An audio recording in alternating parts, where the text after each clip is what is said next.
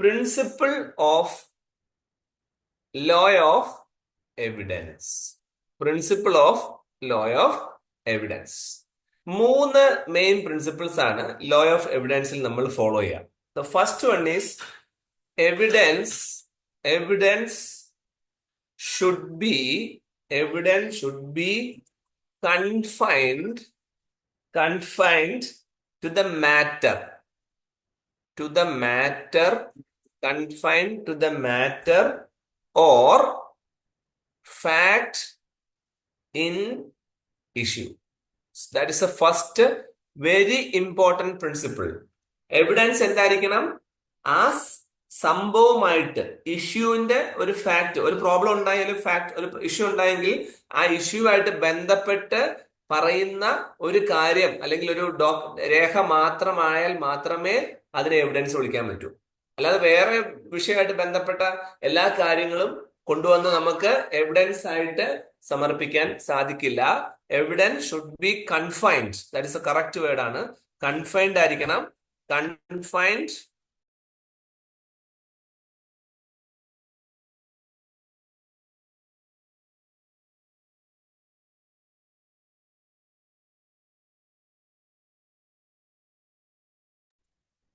So evidence should be confined to the matter or the fact in issue. That is the first important principle while we are dealing with the law of evidence.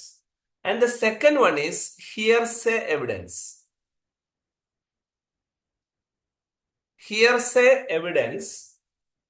evidence should not be admitted. അതാണ് അടുത്തത്.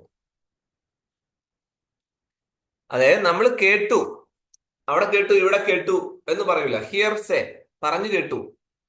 അങ്ങനെ വരുന്ന ഒരു തെളിവുകളും നമ്മൾ admit ചെയ്യാൻ പാടില്ല. So that is A second principle of law of evidence.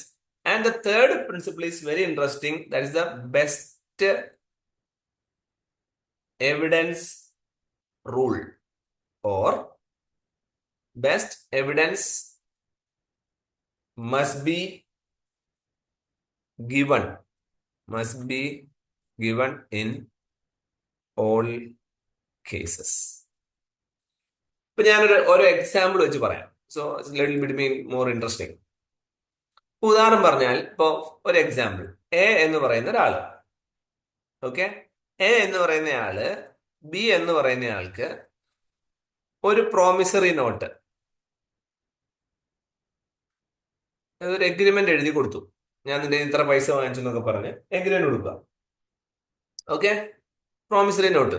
അങ്ങനെ ഈ ഒരു സംഭവം ഇയാള് പൈസ കൊടുക്കാനുള്ളതാണ്, കടം വാങ്ങിച്ച പൈസയാണ്, ഡെപ്റ്റ് ആണ്, കൊടുത്തില്ല. ബിക്ക് എഗ്രിമെന്റ് കൊടുത്തു. അപ്പൊ പൈസ കൊടുക്കാനുണ്ട്, എഗ്രിമെന്റ് ഇങ്ങനെ പേപ്പറിൽ എഴുതി കൊടുത്തിട്ടുണ്ട് എന്ന് പറഞ്ഞു. പക്ഷെ ബിയുടെ കയ്യില് ഈ പ്രോമിസറി നോട്ട് ഇല്ല. അതായത് ഈ പ്രോമിസറി നോട്ട് ഉണ്ടല്ലോ, മുദ്രപത്രത്തിൽ എഴുതി വാങ്ങിച്ചത്, അത് അയാളുടെ കയ്യിൽ മിസ്സിംഗ് ആണ്.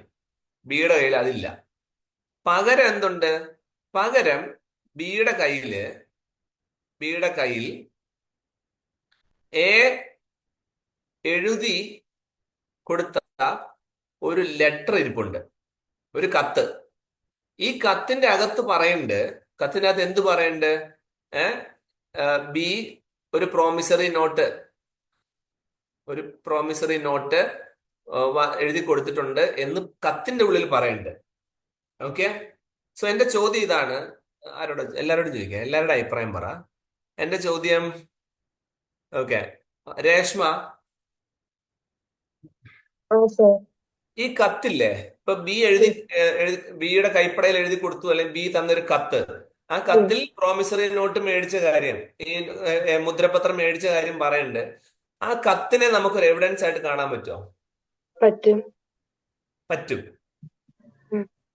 ഓക്കെ, രാഹുലെ കാണാൻ പറ്റുമോ കത്തിനെ?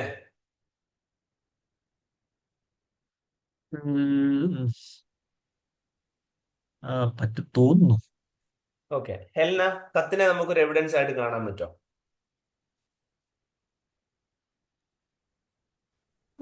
ലെറ്ററിന് കാണാൻ പറ്റുമോ? അത് അല്ലാന്നും പറഞ്ഞു.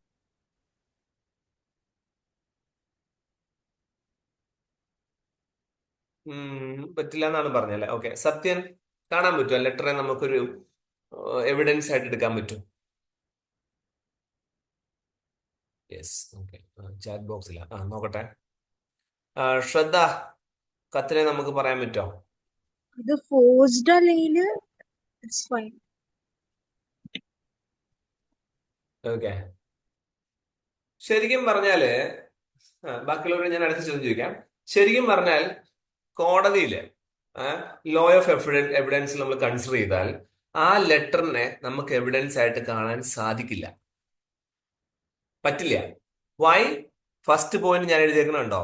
Evidence should be confined to the matter or the fact in issue.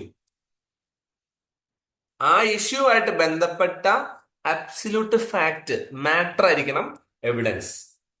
ഇവിടെ ഒരു കത്ത് എഴുതിയെന്നോ അല്ലെ കത്തിൽ അങ്ങനെ ഒരു പ്രോമിസറി നോട്ടിനെ കുറിച്ച് പരാമർശിക്കുന്നുണ്ട് എന്നൊന്നും പറഞ്ഞാല് നമുക്ക് എവിഡൻസ് ആയിട്ട് കാണാൻ പറ്റില്ല. So that is the very first principle of law of evidence. Evidence should be confined to the matter of the fact in issue. ഇനി രണ്ടാമത്തെ പോയിന്റിലേക്ക് നമുക്ക് പറയാം. രണ്ടാമത്തെ പോയിന്റ് എന്താണ് പറയാ? ഹിയർസേ. എവിടെയോ ആരോ എന്തെങ്കിലും പറയുന്ന കേട്ടിട്ട് അത് നമുക്ക് അഡ്മിറ്റ് ചെയ്യാൻ പറ്റൂല്ലോ എന്നുള്ളതാണ്. ഞാൻ എക്സാമ്പിൾ പറയാം. ഓക്കെ, എ എന്ന് പറയുന്നയാള് സ്റ്റീൽ ബി സൈക്കിൾ. എ ബിയുടെ സൈക്കിളിനെ മോഷ്ടിച്ചു, അടിച്ചോണ്ട് പോയി. ഓക്കെ, സി എന്ന് പറയുന്ന മൂന്നാമതൊരാള്, C as a witness, C as a witness says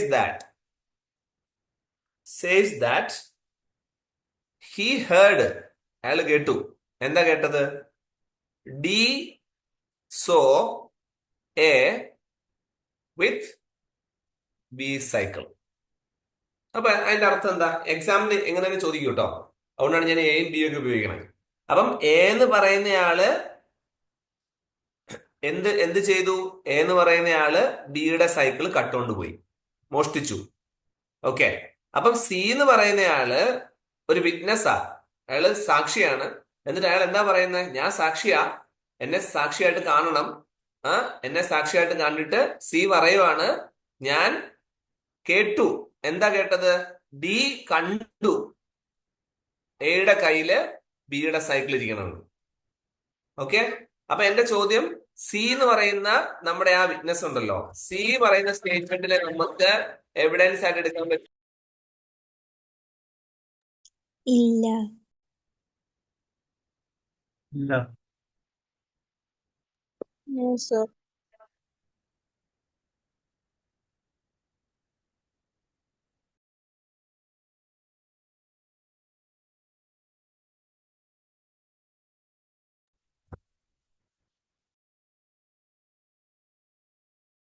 അപ്പൊ ഇവിടെ നമ്മള് നോക്കുക, എ എന്ന് പറയുന്നയാള് ബിയുടെ സൈക്കിൾ അടിച്ചുകൊണ്ട് പോയി.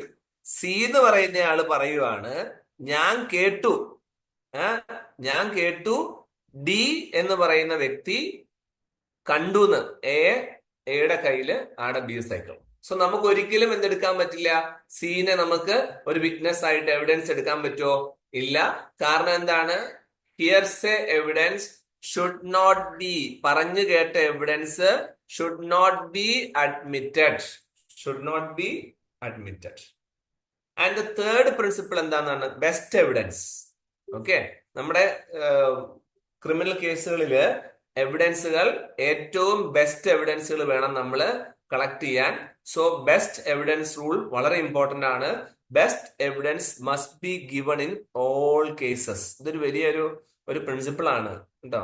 എവിഡൻസുകൾ ഏറ്റവും നല്ലത് മാത്രമേ കോടതികളിലും എല്ലാ കേസുകളിലും എടുക്കാൻ പാടുള്ളൂ എന്ന് ആണ് നമ്മൾ പറയാം.